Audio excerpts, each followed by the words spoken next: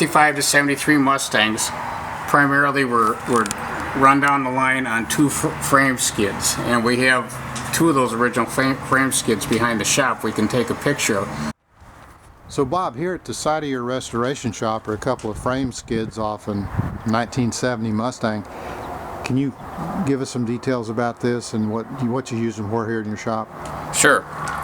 We use them as a reference to show people what the bare metal marks are on the unibody of the Mustang. In 1979 I acquired a 1970 hardtop body, what they call the body in white, and it was attached to the Dearborn assembly line frame skids. This is how they moved the cars around when they were building them, and then, for instance, the body in white, this is how they shipped them on these frame skids. We'll look at some of the unique characteristics of these frame skids. We'll start up in the front. Up in the front here we have two pads, and you can see the round circle here. This is the round circle that you'll see the bare metal on the frame rail when you look at an unrestored Mustang. You can see there's two little guide pins, one on each pad, that secured the front, locked into the front of the frame rail. But where they sat on this dolly, it left a ring of bare metal. As we move farther back, we have two more pads. These pads actually are secured to the unibody by bolts that go through the frame rail or through the floor pan. And these screwed into the frame skid, and they attached the unibody at the floor pan to the frame skid so that they couldn't fall off the frame skid when they moved them around or when they were going down the assembly line. Underneath the seat, see the bare metal? As we move towards the rear here, there are two more pads, one up left and right. These pads are basically just support pads. There's no guide pin, no bolts. They just rest. But there again, you're going to see the two bare metal marks on the galvanized frame rail. There will be one here on the frame rail. You have to come around the back side here with the light to see that one.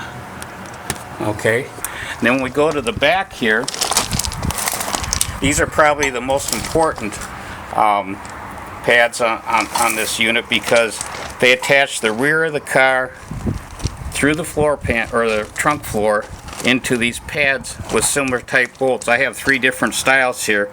A couple of these came on these skids, and then I found one in the trunk of a car that was left in there. And you'll wonder, why are there two pads in the back? Well, the front pad is for the Mustang.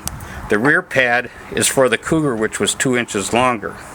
So in the back you'll see this bolt went through the frame rail in the back, secured the skid.